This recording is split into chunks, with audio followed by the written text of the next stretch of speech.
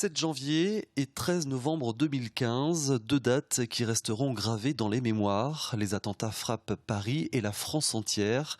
La Vendée, comme l'ensemble de l'Hexagone, est en deuil.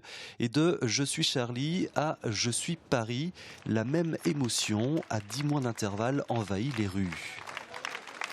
2015 restera donc une année noire et ces attentats auront forcément un certain écho en 2016 puisque, rappelons-le, l'état d'urgence s'est institué pour le moment jusqu'à fin février.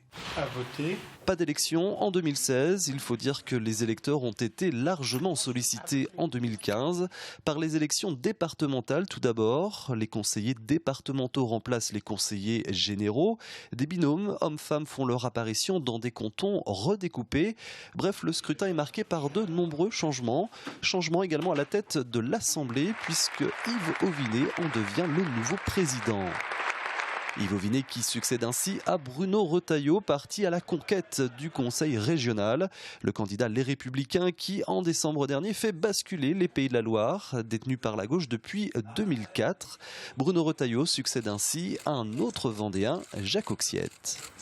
Des personnalités qui, malgré leurs divergences politiques, se seront battues ensemble durant 20 longues années pour la réalisation de l'A831. Mais en juillet, le coup près tombe. Les 64 km d'autoroute devant relier Fontenay-le-Comte à Rochefort ne se feront pas. La déclaration d'utilité publique est caduque et le combat portera dorénavant sur des compensations, notamment via la réalisation d'une 2x2 voies. Enfin, si 2014 a été marqué par les 5 semaines du procès dit de la tempête Xynthia, 2015 également. C'est en novembre que s'est ouvert le procès en appel à Poitiers. Un procès en appel durant lequel les peines requises auront été moins sévères. 4 ans de prison, dont 2 fermes pour René Maratier, l'ancien maire de la Faute-sur-Mer. 2 ans de prison, dont 9 mois avec sursis pour Françoise Babin, ancienne adjointe à l'urbanisme.